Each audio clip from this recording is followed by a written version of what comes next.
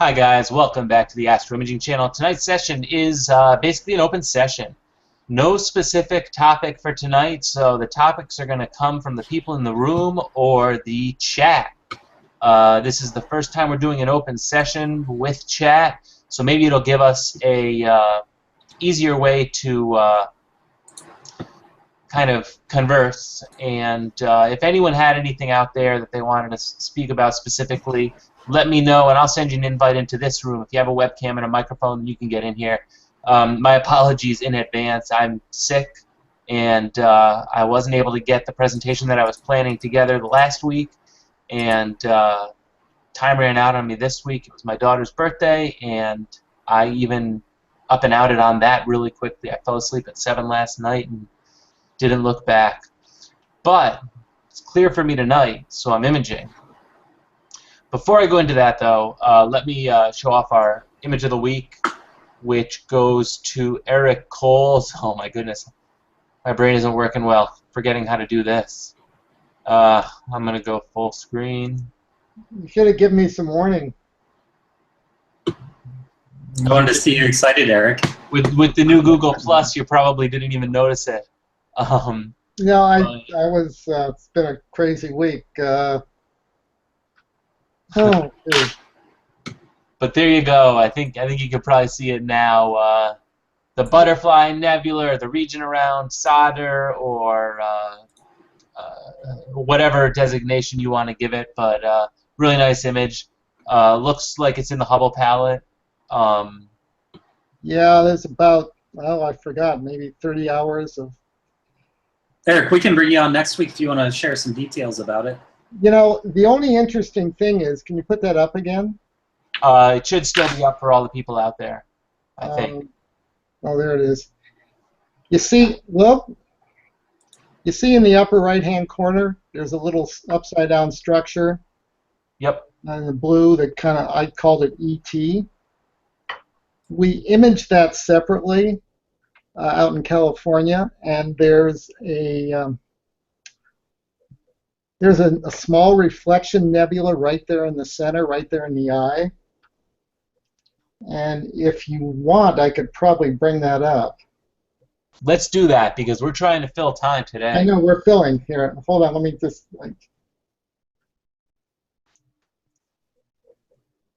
okay, I got it up. Let me see if I can share it. And it's interesting because I wanted to image that thing with the big scope because it looked like ET and for no other reason. But when we started to process it, there was a reflection nebula, which I haven't seen described before. Share. Can you see that? Yeah. So it's turned at 45 degrees as opposed to the image that you showed. And that's a reflection nebula. And there's a nice little yellow star in the middle. And this is not a blue reflection nebula. It's a kind of a brownish one. And I haven't seen it on any other image before, and so it's kind of interesting, I guess. And that's kind of what we're trying to do. Like tonight, I'm imaging the North America, or the pelican, and then in California, we're imaging those little pillars in the middle of the pelican, and trying to put together composite images. Other than that, I'm kind of not really prepared. I'm talking as slowly as possible to try to fill. So that's the only thing that I have outside the image that you showed. That was a, put it up again. I've kind of lost it. I've lost track of that image. Your original one? Hold on, let me that's the two-panel mosaic, isn't it?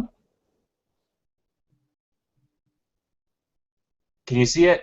Yeah. Is that the two-panel mosaic? Or no, that was the other one. That was the two-panel mosaic. No, it's just a regular Hubble palette image where the detail comes from the hydrogen alpha. And I just had one good night, so we got 8 hours of HA, and that was enough to get a lot of detail. And tonight we're doing the same thing. Like the seeing conditions right now are down around 1.2, 1.3, which is extraordinary around here. And the night I took that one is about the same. So we make hay when the sun don't shine, right? Yeah. That's all I got. I do see your questions, Walter, and I'll get to them in a sec. You know, I'm just noticing in the center of this, I don't know if you can see my mouse cursor, Sure. but that dark nebula right there almost looks like it has, hard for me to see, but possibly a Herbig-Haro object at the center of it. For a region I've seen frequently, I never really noticed that. That's an area that it's kind of worthwhile imaging, but you don't have a lot of color in there. As you can see, it's mostly one color. Yeah, I don't mind just H alpha too much, but yes, you know that's the other thing. I always shoot this in H alpha RGB, and it looks like you got some S2 and O3 out of it as well. Yeah, that's a fairly bright in S2 and O3. And actually, that's the same thing that we're doing now. I can't shoot RGB here, but when we shoot out in California, the routine is to get Hubble palette and then shoot RGB and then take the detail from the HA and then add that detail to the RGB. And so you get basically an HRGB image at the same field of view as you get the Hubble palette. And that's actually what I showed you just a few minutes ago with the ET, with the reflection nebula. And the other thing you do with those images is you take the HA and you use it as a lightning layer from Bob Frankie's technique. And so it really brings out that red in the image because the RGB itself doesn't have a whole lot of detail in it. Very cool. All right. So Walter has a couple questions that we'll jump to, and then I guess just so everyone knows, I think that what we're going to do is kind of chat amongst ourselves in the room tonight and possibly talk about a couple of our websites. Tolga has some exciting stuff going on his website. I have a few new things.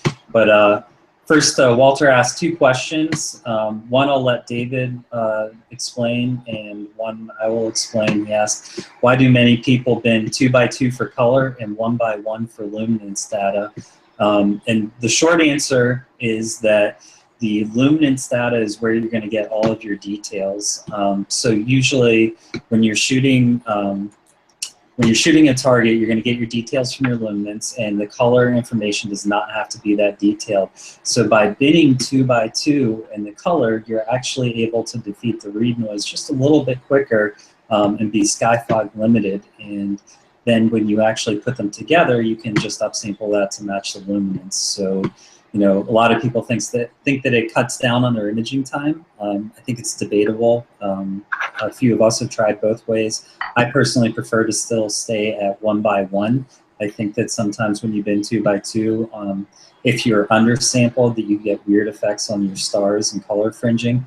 If you're already oversampled, though, then binning 2x2 for color is not necessarily a bad thing.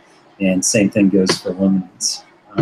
So hopefully that answers your questions, Walter, on that part of it. I'll turn over the PixInsight question to David.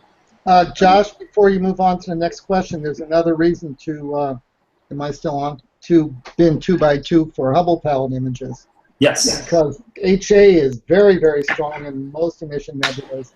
S2 and O3, especially O3, can be practically non-existent, and the only way you get any image to do a tone map is to bin those two. And since you do end up with lots of funky star effects, but since you're doing a starless image to do the tone map, that basically that all goes away. And it does cut down your imaging time. And even more importantly, what it can do is you'll end up with no image in oxygen and just basically some kind of stupid gradient in bin 1. But bin 2, you end up with something that can give you some interesting detail in the tone map and in your Hubble palette image. For the same reason we mentioned too, just because you're trying to defeat the read noise. So when you're binning 2x2, you don't necessarily have a quarter. It's not like you get 4 times the signal to the read noise, but you do cut down on the read noise per that area by quite a bit. So the benefit is to bring that signal on the really weak channels up as quickly as possible. And Grant actually mentioned that he's shooting F10 through a C9.25, bin 2x2 for luminance. is this a good match with the small pixels on his Attic 1 for this object? And I'm not 100% sure what the size of the pixels are on the Attic 1. There's a couple of them because they have ones that are similar to the 660 and the 690. But either way, yes, that is probably a good match for shooting at f10 because you got lots of aperture there and you're shooting at a long focal length, 3.75. So it's probably either 3.69 and that would be similar to the 814 chip. So if you're shooting with that 814 chip, then definitely that would be a nice match to shoot that in 2x2. Yeah, so you're probably in the what? 0.8 arc seconds a pixel or something. Bin, yeah, 0.8. If you bin. If you bin, yeah. If you're not bin, you're at 0.4 or so. And I find whether it was with my C8 or Edge 800, that 0.71 was about perfect for me, where I wasn't really losing resolution, or at least I wasn't noticing the resolution I'm losing. But I was also getting kind of the max signal out of it. And he's saying he hasn't even tried one time. And the other thing about the SETs in general is F10's pretty slow, and you need to do what you can to boost the signal to get it past the read noise. Yeah. Unless you're doing very fast, lucky imaging or shooting planetary, your seeing probably wouldn't support one-time binning anyways. So, well, I don't know where you live. If you live up on top of a mountain with very steady skies, I could be wrong. But otherwise, you're not going to get any benefit by shooting one time there. So let's go on to Walter's other question before we move down to the next one. David, if you're there, Walter asks, can you explain how to save open processing icons in PixInsight so that it opens when you open PixInsight the next time? Yeah, so there's a couple ways to do this. You can save desktop icons in PixInsight, and you can save a project file. Both will kind of work. Generally, I start with a project file. I have like a default project file that has a whole bunch of icons that I typically use. So I have that project file, and the way I do it is I open PixInsight, and then if you go to the file menu, load project, I just pick that project file and open it up. There's actually a way where you can, by default, load a project or a set of desktop icons. You can actually have PixInsight source a JavaScript. It's a little more complicated. You have to go through and edit your shortcut and actually specify a command line argument. So I wouldn't really necessarily bother with that, but just saving off a project file to use by default. So let me share my screen. This may be difficult to see because I'm running at 4K resolution. Let me switch over here real quick and see if this is visible at all. Okay, so you can see, hopefully, I've got my PixInsight session up, and I have a couple workspaces here, and I have everything kind of configured with a whole bunch of icons. Some of these are just default, some of these other ones are just random things I'm doing while I'm working on an image or something like that. So what I'll do is I'll go to File, Save Project once I have all the icons the way I like them, and I keep a base PI project file that I use when I load PixInsight every time. I don't have it launched with any images, so there's this option that says Include Images, and Include Previews turns on after that. From my base project file, I make sure no images are included. That way, whatever images I may have up at the time, they don't get included. It's just the desktop icons. It's also other things, I'll cancel that, like the positions of some of the screen transfer function, or I generally keep histogram transformation and curve transformation up on one of the workspaces. So it saves all that sort of information, so when you load up, all that stuff comes up at the same time. So that's my favorite way of dealing with it. The second way is if you select a set of icons, you can right-click on them and go Save Selected Icons. And then you can just save these off somewhere as a file, so you can change this file name to whatever you want. And then those can be loaded back in. If you right-click on the desktop, you can go to Process Icons. If you don't have anything else, you can just click on the Load Process Icons. Or if you have other things icons already on there, you can do a merge, and it will add all the icons that you're trying to load in on top of that. Hopefully that answers the question. I think it did. And yeah, Grant is saying he's in Indiana, low altitude, so not fighting the I should say fighting the seeing, I'm sure. So take the signal over the resolution. And what I'm going to do, I was hoping to do a little bit more on this, but until anyone has something better to show off, I'm going to show off my screen because I'm actually imaging right now. And I think it'll work. I think I can share my TeamViewer screen. Looks like it's working here. You can see my Activate Windows Now message because I cannot read the sticker on the bottom of my computer that has the Windows activation code. It's from being left out in the observatory.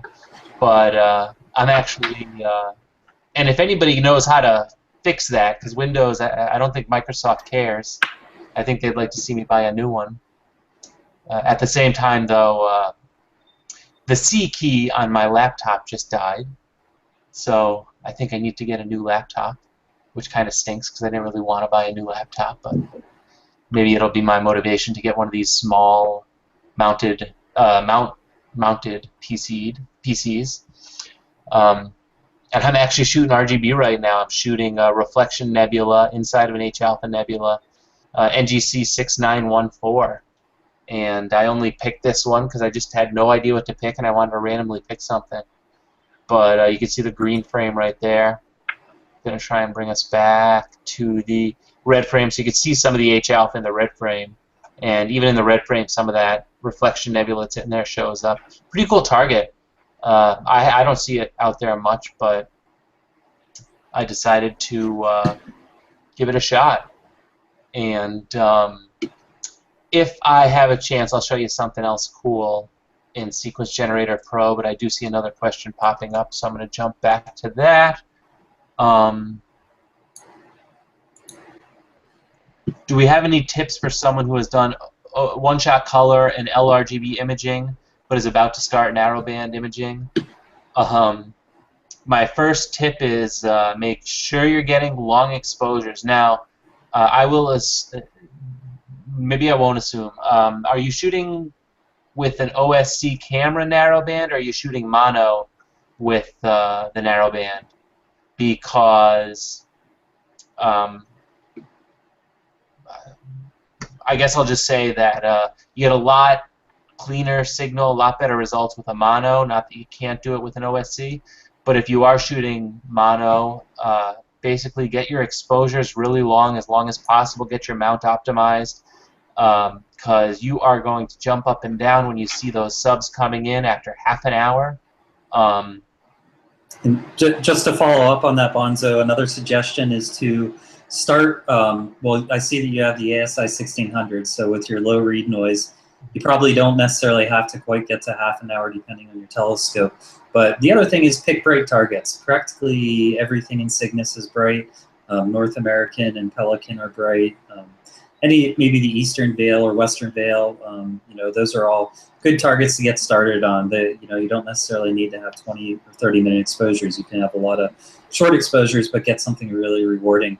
As far as focusing, really the best thing to do is to focus on your luminance filter and then create an offset in Sequence Generator Pro for whatever filter you're using, assuming that your focuser has pretty good repeatability. You know, a lot of times people kind of set those up where they have they focus on their luminance all the time and then use the offset for whether it's red, green, blue, or narrowband. And even though some filter manufacturers claim that their filters are parafocal, don't believe them unless you prove it to yourself by actually checking. Especially if you're imaging with a faster telescope, they're usually not parafocal, even if they say they are. So that would be the suggestion there for how to focus with them. Yeah, I completely. Well, I agree with Josh. I do use my mono filters to focus, or my narrowband filters to focus, only because I don't know. I just basically they work, and I don't know if it's my light pollution or what it is, but sometimes I get a little bit more mixed results when I use my RGB filters to focus, or I don't have a luminance filter. Not that I don't have one, I have one, but it doesn't fit in my filter wheel. So I typically focus with my H-alpha when I'm shooting H-alpha and my O3 when I'm shooting O3. In the past, I used to use the offsets, and I honestly just have not shot much RGB since I reinstalled everything on my computer, and I never set up my offsets, and the narrowband's been working for me. But if you do set up your offsets, I think it's going to work for you, or at least be a little bit more versatile and work for you that way. And one of the issues sometimes with trying to focus on a narrowband filter is that your exposures have to be pretty long.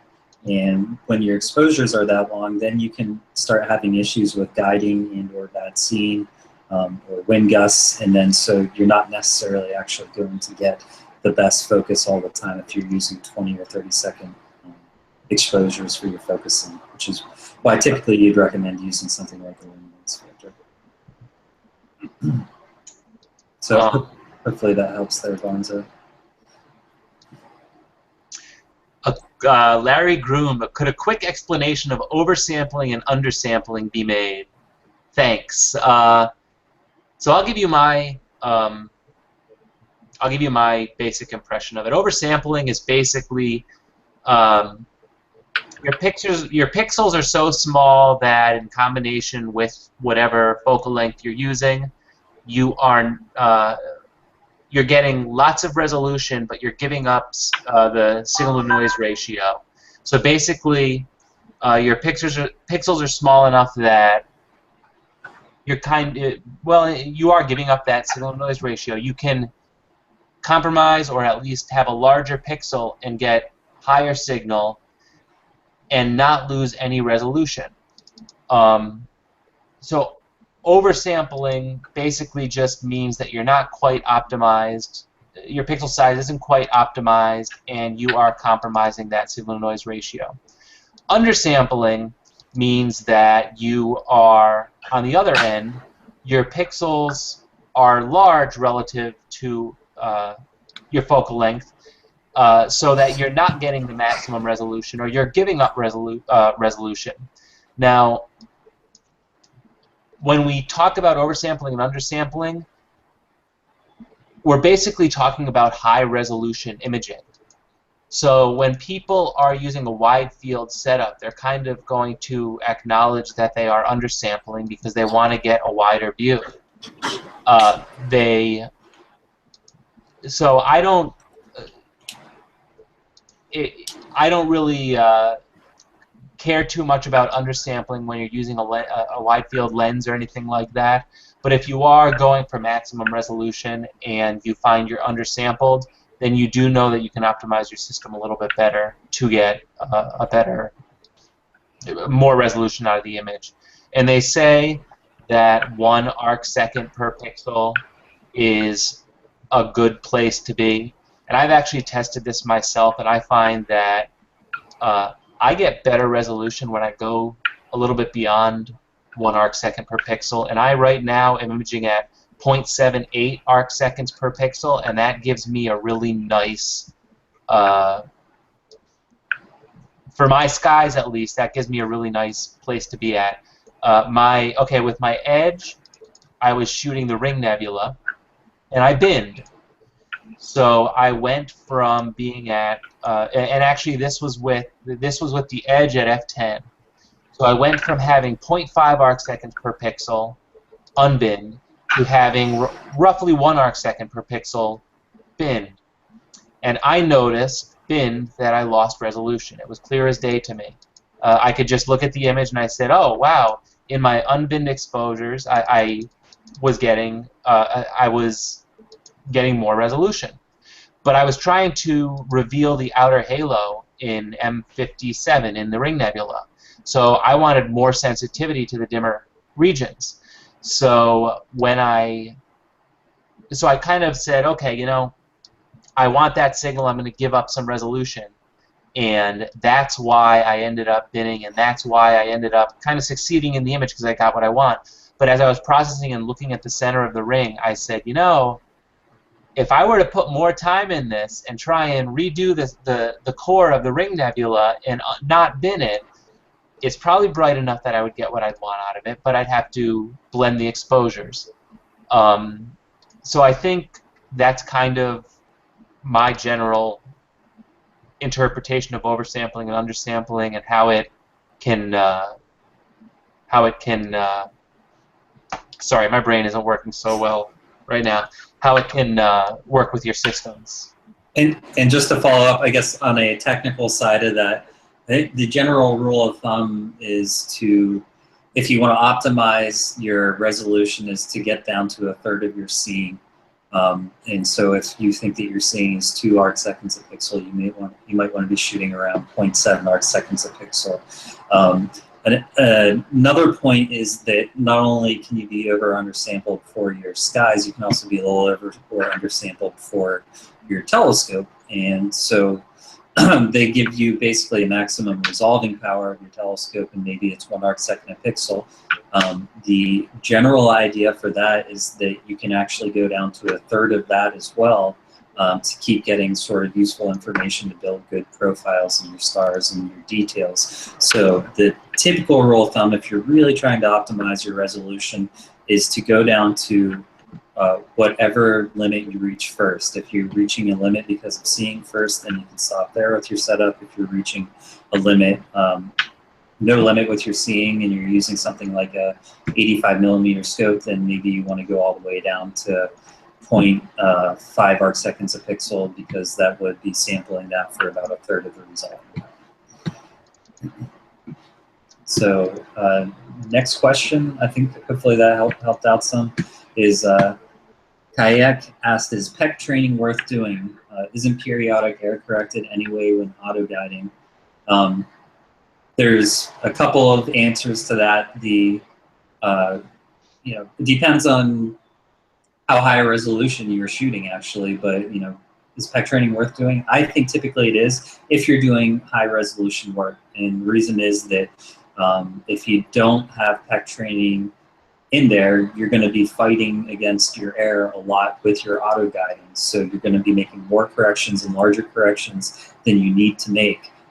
If you own something like an astrophysics mount, you might go from a native 4 arc second peak to peak error to 1 second peak to peak error. So you're only correcting out 1 second total at over the span of the whole cycle of the worm. However, I got mixed results when using my Atlas or my Orion Sirius on PEC training, because their periodic error is actually pretty bad out of the gate. It could be 30, maybe even 40 seconds. However, my results never really got way better, and that's a lot of times because there are other errors introduced that you're fighting on more high frequencies, and the guiding was able to overcome that. So if your goal is to get the most resolution possible, then definitely PEC training is worth it. Will you notice it in your everyday imaging? Only probably if you're shooting really high resolution imaging. You probably wouldn't notice it, if you're shooting at 2 or 3 arc seconds a pixel. But so it really has to do with your mount. So the auto guiding kind of overpowers your periodic error, but it doesn't correct it for it. And always remember that auto guiding only corrects after the error occurs, whereas PEC is trying to correct it as it knows it's occurring. So you are, in a sense, preventing the error from occurring, whereas auto-guiding is waiting for it to occur fixing it, checking it, fixing it, checking it. So in a perfect world where PEC, well, not in a perfect world, in a perfect world where there's still error, then PEC would be working a little bit better to prevent the error from occurring. Greg hit on my favorite topic in imaging. He said, I'd like to do LRGB with an APO, but the L frames are not as sharp as the others, presumably because of CA. So I'm wondering if using a minus violet or similar filter instead of luminance would help. Adam, do you want to start that, or do you want me to go ahead and start? You go right ahead, because I don't shoot luminance. So the yes, a lot of times because of chromatic aberration, your luminance filter is broader than your scope is well corrected for, and this occurs across all scopes. I love my Tech 140, and I loved my TOC FSQ 106N and my Star 71, but not one of those scopes corrected all the way from what is 400 nanometers up to about the 700 nanometer cutoff line of the luminance filter. And so, yeah, you could definitely see chromatic aberration issues where the bottom of your blue channel is not very well focused. So there's a couple different solutions. One is, reducers or flatteners can tend to help that out. So the Tech 140 flattener helps correct that and get that blue into better focus. Also, the new AP Quad TCC reducer is excellent at correcting some of those blues. I know that there is one for the Borg mini scope. I think it's the Borg Quad reducer. Also does some correction in the blue channels. So reducers and flatteners is one way to go after it. Another way to go after it is filters, like Greg, you mentioned, and you could use. It's not a minus violet filter, but I think it's. I can't remember. It's the Fringe Killer, I think, is the one that Bader makes. Astronomic, I believe, also came out with a set of filters that more aggressively cuts off in the blue channel around 430 nanometers. I think both their luminance and their blue filter cut off at 430 nanometers because of this exact issue. And that's typically where you're going to see that that a little bit of lack of sharpness and sometimes a little color fringing or bloating in your blue channel. That's something that particularly people with these Sony chips have had issues with, whether it's the 814 or the 834 or the 694 chip. Those are all super sensitive in the blue, and not only are they sensitive in the blue, they also have small pixels, so errors are more likely to show up, and those bloated stars are more likely to look bloated. So filters is another way to do it. One other recommendation that I have is to use a light pollution filter instead, because most of those light pollution filters actually cut off a little bit higher. For galaxies and oftentimes for certain reflection nebula that aren't like brown dust, I will use a CLS CCD filter in place of a luminance filter because it's very aggressive and it cuts off up at about 430 or 440 nanometers. A less aggressive one would be something like the IDIS LPS2 filter, which still cuts off a little bit above 400. But so those can actually be used in place of a luminance filter. I wouldn't typically recommend stacking them with color filters because then you'll have some more issues with reflections and or halos, but certainly using them in place of a luminance filter can help a lot. You may have to stack them if your blue channel is also bloating. At that point, you can try it either way. But yeah, I mean, that's an issue. I think that really there's very few scopes that I've seen that correct perfectly for that. I think maybe reflectors tend to correct well for it, but as far as APOs go, I think the FSQ 106 EDX is probably one of the only scopes I've used. I had a Stellar View 105, believe it or not, that corrected very well in the blue. But not very many scopes on their own correct really well in the blue channel for that stuff. Josh, is the whether it be the minus violet or the light pollution filter method, so the way that's solving it is by actually cutting the blue channel. So you are losing something there. I guess it would be better to use the AP, the new AP corrector, because then you are including it. It's just making it tighter. Yeah, it tightens up the focuser a little bit better. Or I'm sorry, it tightens up the focus a little bit better for that channel. Like, it basically corrects it further, which is like I said, the ones I know of are the AP Quad TCC, the Tech 140 Field Flattener, and the Board Super Reducer, I believe is what it's called. There may be other ones out there, but not that I am aware of. I see Bill McLaughlin. I think he's just putting in a vote for using filter offsets when using narrowband filters. So definitely the best way to go in regards to that. Bonzo's saying, are field flatteners built specific to a scope? Can I just use the Hotech SCA field flattener with any scope? I've used that field flattener, and I thought it was one of the more underrated field flatteners. If it will illuminate your field, I used that on 4 or 5 different scopes, and I thought it gave great results, was my opinion. I wouldn't use it on longer or larger scopes probably, but anything up to maybe like a 4, maybe a 5-inch refractor, I would recommend using that on. It worked great for me. They tend to be specified by focal length and, well, of course, by type of scope, but then also by focal length. So and F ratio, yeah. Larry Groom just got a hold of an FSQ 106N. What tips do you have for that OTA, especially focus changes with temp changes? Depends on what autofocuser you have. I used a RoboFocus with that, and I think that I struggled a little bit with slipping on that on that knob there, and I think that I had to do a little bit of minor surgery on that scope to actually get it to lock onto that knob very well. That particular scope, however, for whatever reason, is a little more stable than the 106 ED in my experience, and as far as temperatures go. So I don't know, as far as recommendations is, I'd probably refocus every 1 degree Celsius, at most 1.5 degrees Celsius. But other than that, just making sure that you're not slipping, so you can test that by, getting repeatability tests on a certain channel, and just kind of keep running that and making sure that you're not slipping out. If you're slipping and that focus position keeps crawling in one direction or another, then you probably can't reliably use offsets, and you'll have to kind of redo your focus every time you take a new set. Can you use an OAG with the FSQ 106? An OAG?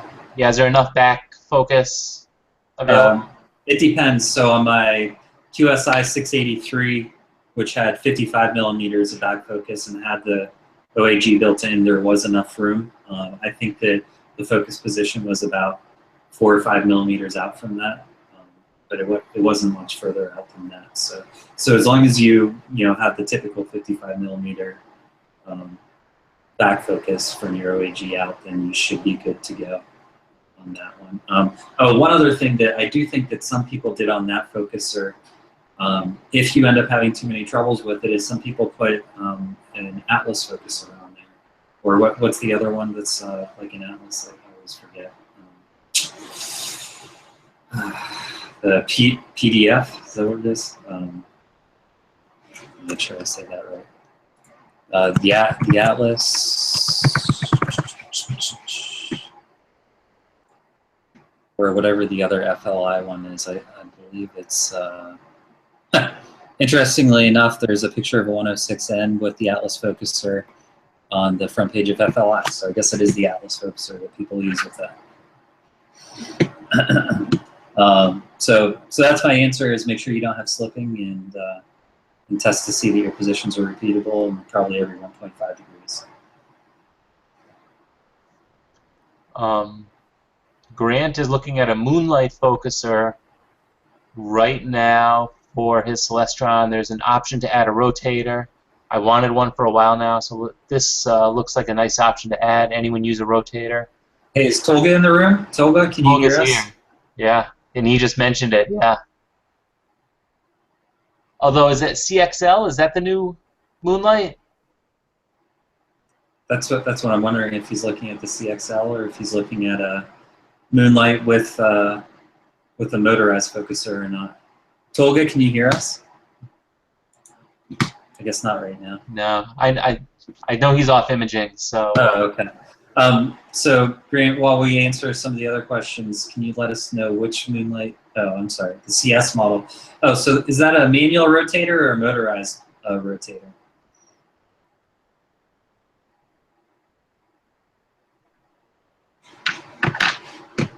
I don't know. Moonlight just, I don't think it's called the CXL though. The one that Moonlight just introduced. Okay, so it's a motor belt drive motorized CS model. No experience with that here, Grant. So I can't recommend it one way or another. Although I can recommend any of Ron's work. I think it's all very good usually. Yeah, he has a brand new focuser out that I know Tolga has. Right, the Nightcrawler. Nightcrawler, that's it. Yeah. Yeah. And it's nice, but it's heavy. So it depends on, I think, your system whether or not you'd be able to use it. There's Tolga. Grant, the one thing that I would mention is that I would probably recommend something more than a 2-inch focuser, to be honest. Depending on what your camera is, I think a 2-inch focuser is going to be a little iffy on unless you're only using something like a DSLR or did you say, were you the one who said you're using an ASI 1600? I would recommend probably a 2.5-inch focuser myself, especially because, well, I don't know if the camera's the ATIC one, so you have the ATIC one. I would probably recommend a 2.5-inch focuser at least for imaging. Otherwise, I think that you may run into some issues. And here's the Nightcrawler on the screen right now. Are you sharing Tolga's screen? Yep. And since we're on the topic of Moonlight focusers, Tolga is sharing a picture of the Nightcrawler, which, Tolga, can you hear us or no? I guess he's muted. Yeah. Yeah, we can't hear you, Tolga. I don't know why, but. And I hope Tolga doesn't mind me mentioning this, but that's his RC, which is an RC10, I believe. And you will notice, you may or may not notice the additional ring around his RC10. And Tolga actually went over to Moonlight to see Ron, and they designed that, and Ron's selling these now. And it actually decouples your... You have to install it. There's a little bit that goes into installing it. You have to remove the rear cell. I don't think you have to remove the primary mirror, but you remove the rear cell, and you are able to decouple your primary mirror from your baffle tube. So anybody that has an RC, an Astrotech RC, probably knows that when you're collimating, you have to. It's a very iterative process because the primary mirror and the rear cell and the rear is kind of coupled together. They fixed that, and by buying this aftermarket part, which is pretty reasonable, you get yourself a really nice RC that doesn't have some of the little flubs that the others do. And there he is spinning around the Nightcrawler. But if that sounds interesting to you, whether it's the Nightcrawler or the RC fix, give Ron a call over at Moonlight and you'll probably be pretty happy with it.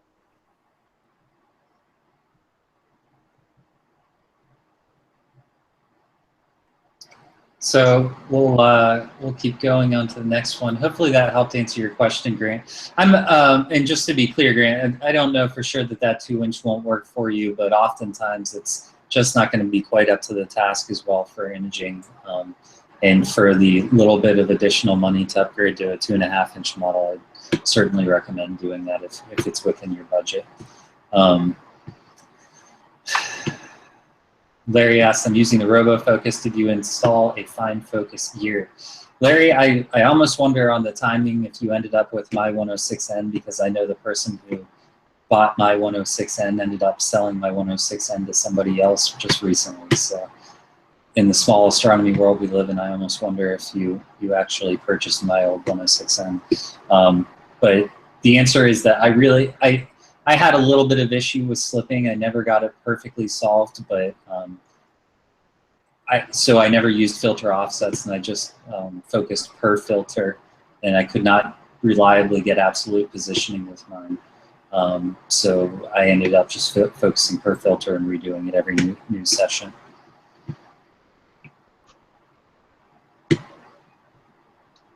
Bonds was asking, I have Explorer Scientific 1027 scope, and I'd like to increase my field of view. Faster optics are always great, so if I use a focal reducer, should I still use a field flattener? The answer is that a reducer that is made for your refractor almost always has a built-in flattener, so they're almost always called reducer flatteners. It is always nice to have quicker speed when you're imaging, but it's not necessarily always just a piece of cake and easier. You certainly lose a little resolution, which is a fine trade-off for better speed. However, when you have that better speed, then your focus gets a little bit harder, and it's just harder to maintain a really flat field. So, so it's not like you'll be imaging at that fast of a speed. I would assume something like f5.6. So you're probably going to be good. And whatever reducer flattener works with that scope, you should be fine to use that without getting a separate flattener and reducer.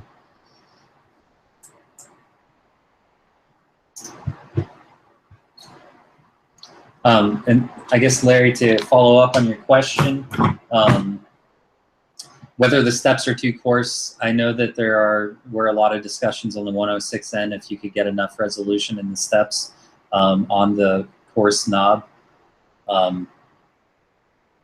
My experience was that I was able to get good focus with an 8300 chip. I think that some people will talk differently or think differently about that. I was able to get good focus when using the coarse knob with an 8300 chip. I was not able to with my 690, and there were also some issues with the starglit on the 690. So that is that's sort of my thoughts on it. I think other people have a little bit different thoughts, but it's certainly kind of right on the edge. You say your V-curves look good, so if your V-curves look good and your position is repeatable, then you're probably in good shape.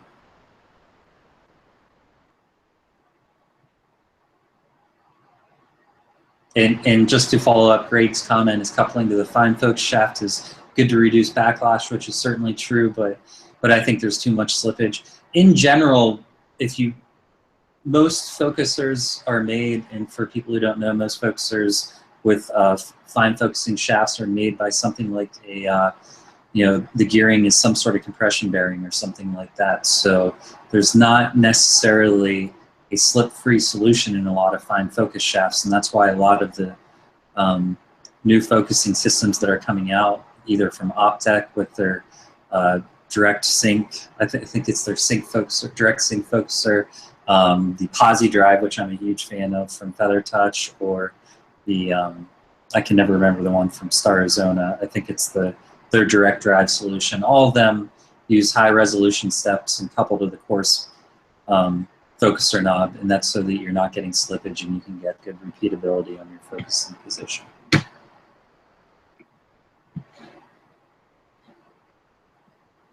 And I think we actually made it to the end of the list again. Yeah.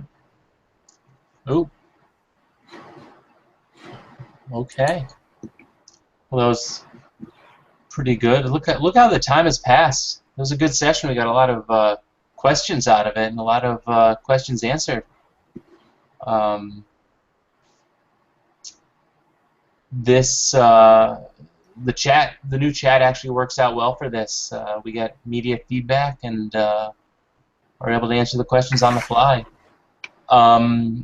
Yes, much smoother. It's kind of nice. I appreciate being able to help people out a little bit quicker. So it's definitely great. All right. So Adam, I have a quick announcement, a fun contest that I'm running for my website and my company, which is Catching the Cosmos. The website is www.catchingthecosmos.com. I'm running a contest to design a logo.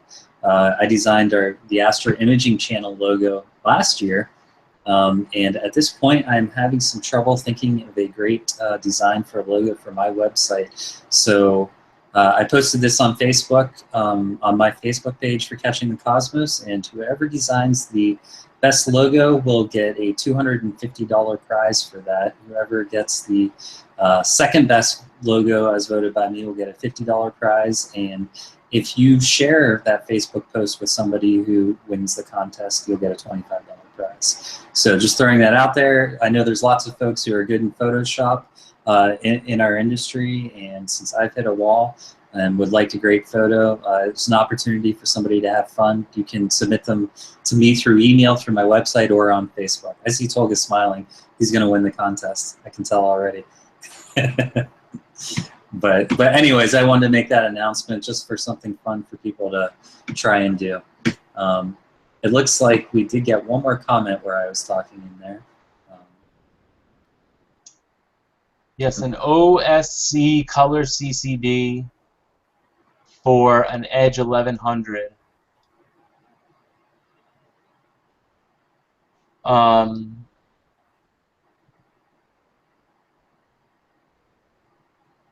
Andrea, I think the quick answer is that most people recommend a resolution of more than 1 arcsecond per pixel is pretty generic. It depends on your conditions. As we talked about before, if you're seeing is average at 1 arcsecond per pixel, you're probably fine. With one-shot color, it's tough with super long focal lengths to get up to 1 arcsecond per pixel because you can't bin the one-shot color cameras. 0.95 seconds a pixel at f7 is probably pretty good. The other thing that you have to remember is that if you are using a one-shot color camera, you're actually going to lose a little bit of resolution as well due to your Bayer array. So you can actually be imaging at a little higher resolution. The same exact rules don't necessarily apply between mono and one-shot color imaging for the scale that you want to be at. I'll also add that one of the benefits of going to a higher image scale is you get more light in 1 pixel, right? So you're getting a higher signal-to-noise ratio faster. But with broadband imaging, that's not as important, right? It's more important for narrowband. With broadband, you're getting a fair amount of light. Granted, a bunch of it's going to be from light pollution, but you know, you're not going to be able to expose for very long in the first place anyway. So that's less of a concern generally with broadband imaging. So imaging at, you know, less than an arcsecond per pixel with a long focal length scope with a one-shot color, I don't think is really a loss. You know, like Josh said, the Bayer matrix means you lose a little bit of resolution. It's not half, but you lose some amount of resolution there. So doing a little over, it's not really a big deal. And I think that point that you made, David, is very often forgot. People get very obsessed with the technical specs on their camera and the read noise and the signal noise ratio. If you're shooting LRGB, unless you're shooting in very dark skies, ultimately light pollution is going to be kind of a great equalizer. And you know, your resolution may differentiate it some, but what it's going to come down to is your integration time and kind of the nastiness of the gradients in your sky. Your noise in your camera and your read noise and all that stuff is all just going to pale in comparison to light pollution for most but the darkest skies. So it's just not that big of a factor for one-shot color or RGB imaging. It's much more for narrowband imaging. It's one of the reasons why the 8300 cameras are still very popular, because a lot of people do broadband imaging, and So the Sony doesn't have as much of an advantage for those because its main advantage is very low dark current and very low read noise, and so it doesn't stand out as much in broadband imaging as it, against an 8300 type sensor. And Andrew, you say that some here image at lower resolution around 0.69 seconds a pixel. How do you compensate when the resolution is less than 1?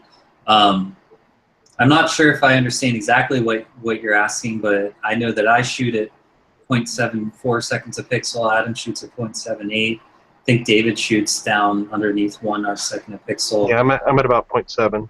Yeah, so we're all shooting for between that 0.7 and 0.8 for our high resolution imaging, and the answer is I don't know that you necessarily compensate. I think that you maybe I'm not understanding the question, but I think that we all shoot there because we think it gives us the best images possible for high resolution work. Yeah, I mean, in terms of compensation, if you're talking about signal to noise ratio and you're doing narrowband, then yeah, the only compensation is a much longer exposure time. I have to get up to an hour for my 3 nanometer H alpha narrowband filters to really get above the read noise, right? So there's compensation from the signal to noise ratio perspective for some situations, but otherwise, I'm getting very close to even at 0.7 my typical imaging sessions. I'm achieving resolution that's pretty close to that 0.7 sampling, right? So agreed. Same here. And Larry, I see your request to have me screen share and give you a tour, and I would love to do that, and I'm actually going to try, but the gremlins appear to have me tonight. I do not know why, but my plate solving isn't working. It gave me, I don't know, it went into recovery mode before it flipped, so I manually flipped it, and for some reason my plate solving isn't working. And I tried blind solving because sometimes that helps it recover, but it did not recover for me, and I don't quite know why. And my team viewer is lagging terribly. Let's see here. Oh, come on. Yeah, it's lagging. Just want to check out one thing. Maybe I can try solving it locally and see if it does anything for me.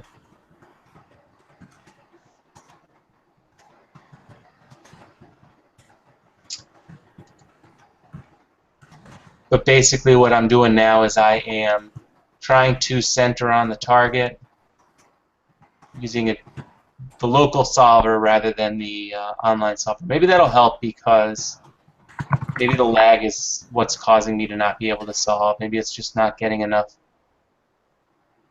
fast enough connection to... Oh my goodness, it's lagging. We will see.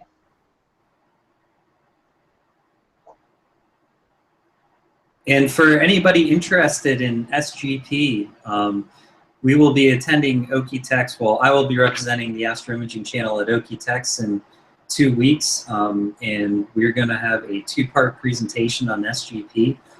My dad is going to do the first half. He's coming in from Pittsburgh, and I'll be coming in from Florida. He'll do a kind of general presentation on SGP and what it is and what you can do with it, and introduce you to some of the concepts. And if you want to get more in depth, I will be presenting the second half on actually setting up an imaging run, going through kind of more of the details on plate solving, and also doing the framing and mosaic wizard, setting up more complex sequences with multiple targets, meridian flips, and stuff like that. So if anyone's heading out there and wants to learn about that, look for us out there to do a presentation on that. And there we go. Just as I saw a comment popping up that SGP is having a problem with plate solving, which has got me the last few outings, and I've had to like manually recover. The local solver did work for me. So maybe there's something with astrometry.net. I remember there was a time when astrometry.net killed their public IP addresses or did something with their public IP addresses. Maybe that happened again. And looks like I'm back to imaging. But basically, this is Sequence Generator Pro's console, and you basically see what I'm imaging and what I'm planning on imaging later in the night. NGC 6914. Tonight I'm doing RGB, 5-minute subs, planning 17 subs of each, then flipping over to the Pleiades, saving it in this directory here. Oh, I'm still saving it in my old directory. Okay, don't care about that. I can choose whether to rotate through events, finish events first, set a delay. It'll basically do everything for me, but I still do some of the process manually because I like to do something before I fall asleep. So, or at least I shouldn't even say that. I like to get a start on my imaging session before it gets really dark, and occasionally I do it before it's dark enough to actually work. So I like to keep a close eye on it. But if it's dark, when I get out of work late sometimes, I can basically do a one-click. Or if I'm at work and it's dark, I can basically do a one-click from work and get it all started. If I can get someone to open my observatory roof for me. I'm going to peek back at the comments really quick. Here's a good question, and one that's not so easily answered necessarily, but be interesting to hear the different responses is how do you actually determine your seeing value? I'm going to let David take the first poke at this one. So typically what I do is I use the largest aperture scope I have, and I try to set it up with a Barlow or something like that so I'm way oversampled. And I'm really sampling ideally at the diffraction limit of the sky, not the diffraction limit of the scope or my sampling. And I take short exposures enough to average out the seeing effects a little bit, and 3 seconds or something like that. And then I just monitor the full width half maximum with those, and that gives me a good idea of what I'm able to capture in my very best case scenario. So I do that occasionally, several times throughout the year, to get a feel for what type of values I'm getting. Seeing varies, minute to minute, hour to hour, day to day, right? So I can't get a good sample across the whole spectrum. They make seeing monitors where you can get a good read, but those are very expensive. And for me, just having a general rule of thumb of, my average is around 2 arc seconds, right? Is when I'm really pushing it as far as I can. That's typically what I'm getting, right? Gives me a good rule of thumb of where I want to actually be sampling at, right? So that's what I do. I don't know, Josh, what you do. Well, I guess the short answer is it just doesn't really matter what you're seeing is if you only have one setup. Image with it and do the best you can. But I would say that if the skies are, where I live in Florida, if the skies are very steady, I probably have 1.5 seconds for my seeing, and if the stars are twinkling medium bad, there's probably 2.5 seconds, and if they're twinkling really bad, it's probably 4.5 to 5 seconds. When I was in Pittsburgh, it was either probably 3, 5, or 10 seconds of seeing. So it's I think you get a little bit of a feel for it, and if you don't need to know the exact number, then it depends on how many setups you have, because either it looks nice and steady out, so you should shoot with high resolution stuff, or it doesn't, and you should shoot low resolution. And if you only have one setup, then it just doesn't really matter, and you should just shoot anyways, unless you live somewhere where it's clear all the time. Then you just take advantage of your clear nights, no matter what. Yeah, my comment on that is I tend to not get enough clear nights that I pay that much attention to seeing, or I use seeing too. I don't use seeing too much to determine what I'm shooting. I basically have 1 or 2 targets that I'm working on at a time, sometimes 3, but I just shoot through it, and I hope to get better seeing. There are times when, well, first of all, I can always rely on the completely unreliable seeing reports from Meteo Blue, but in general, in Pennsylvania, seeing isn't going to be great, and I just shoot through it. Well, so now I confess that I guess I do pay a little more attention than I meant. You did bring up the, the seeing might affect what filter I shoot on that night sometimes. If the seeing is poor, if I go outside and I'm working on a target, almost all my targets are multi-night targets. I usually shoot each target for 3 or 4 nights before I'm done. So if I go outside and the stars are twinkling bad, I will not shoot luminance. Or I won't shoot HA if it's an HA-rich object. I'll shoot my RGB, or if I'm shooting narrowband, I'll shoot my O3 or S2 where there's not many details. If the seeing looks good and steady, then I will definitely shoot my luminance or my HA to make sure I'm getting those good details on those nights. So I guess it does matter in that sense. Sorry about leading you astray there. The seeing doesn't really make any difference if it's a clear night and it looks good. I push the scope out and I'm imaging. But when I set up, I'll do focus on a relatively bright star. I do some very quick exposures and just hover over it and just see what the full width half max is, just my curiosity. And also when I finish with, say, an image, I'll go in on a medium star and do the same thing. So it just kind of gives me an idea of what the night is. But I don't stop or start imaging just because it's 2.2 versus 1.5. Now out in California, it's a little bit different because they have a seeing monitor and they monitor full width half max. I'm sure you've seen this. I'll share the screen. And what that kind of tells you, I'll pull this up and share it.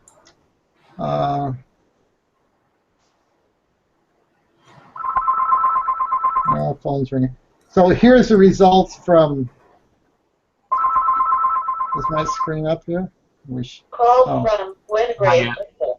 Hold on. There it is. So that's from last night. And so when we get, last night was not that great a night, but when you get these really good nights, you can count on your images also, kind of maxing out. So when we get around 1 arc second per pixel, we're imaging around 0.5 arc seconds per pixel, and the seeing is full width half max is down around 1 or even below 1. Those are going to be your best images, and you can weight those when you're doing your stacking a little bit later on. So, but here it's just, if it's a clear night, I'm out imaging. And that's kind of the beginning and the end of it. Yeah, I think none of us would not image because it was because the seeing was not great at home anyways. Transparency might be a little bit of a different story that would steer. But seeing is not. Yeah, Josh, I think your point about is, if you take some test shots and you say, the seeing's not that great, you kind of get a feel for, the seeing through different setups, right? So, even if I'm not specifically trying to measure the seeing, I'm just using my typical photographic setup, you kind of get a feel for, is it good or bad, and then you can make a decision on, okay, am I going to do luminance or going to do something that I don't really care about the detail that much, right? And, it's a good point. Mm-hmm. Yep, definitely.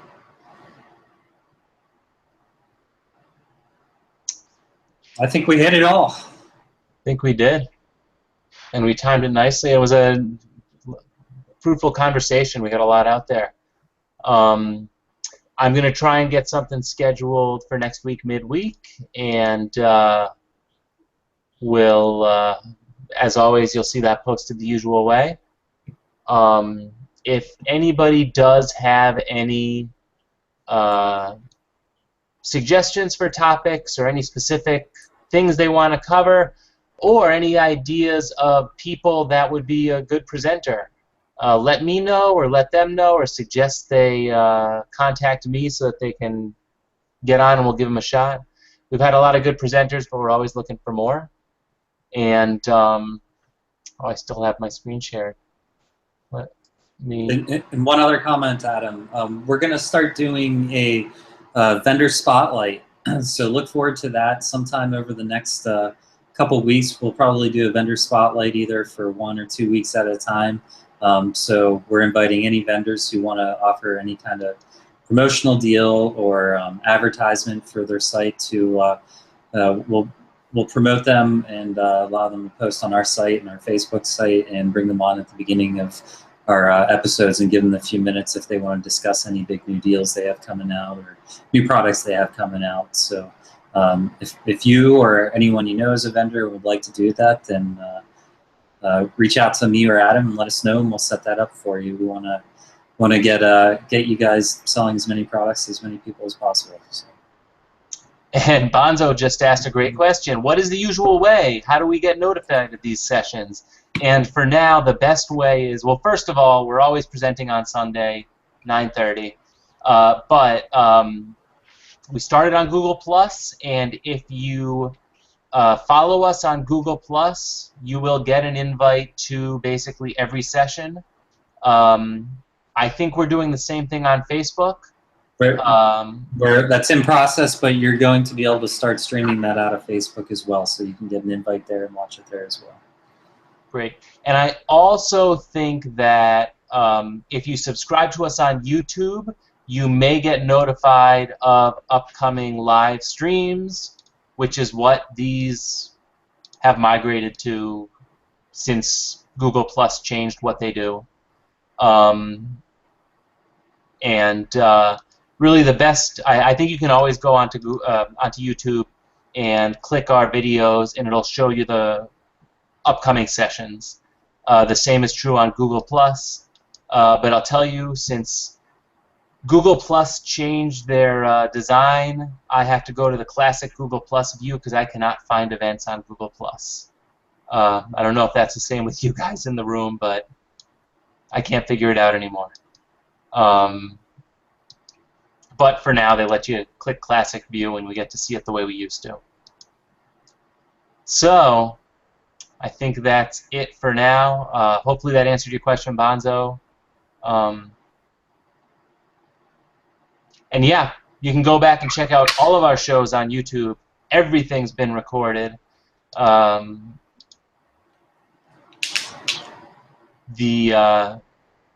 we'll keep notifying you. So again, thanks for coming. Either subscribe to us or follow us on Google Plus, and you'll get notified. So, and hopefully, if you guys want, this chat will still be active for a little while after we end the session. But again, thanks for coming, and we will see you next week.